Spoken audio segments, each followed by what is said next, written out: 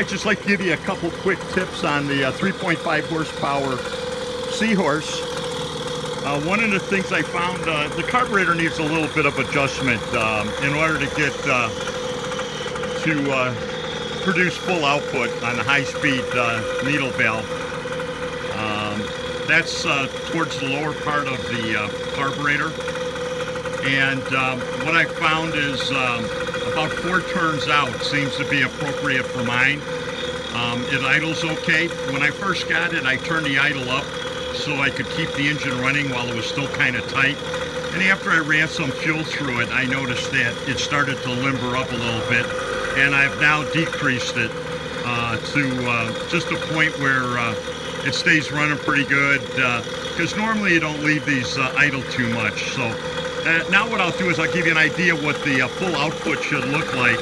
When I first got it, before I broke it in and that, it would barely move the prop. I had it on an 8-foot inflatable, and it didn't do very well even with that. It would barely move the thing. So I took it home, did a little bit more work on it, and got it where it would go to full speed. Just to give you an idea of what it should look like. This is a 30-gallon tank.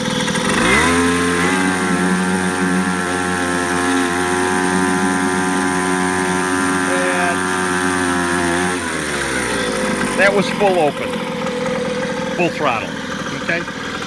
A couple of the other things I've noticed, a couple of times I thought I was having a problem with the carburetor and that. It turned out that I was running low on fuel. What these will do, because of the way they have the little filter on the end of the fuel line that's inside the tank, if it turns on its side, it'll sometimes, when it gets kind of low, it'll start picking up air and it's going into the carburetor, and you know, you may not get the acceleration or it may not run very well. So just make sure you have enough fuel. It could be just that simple. But other than that, the little motor's starting to run pretty good.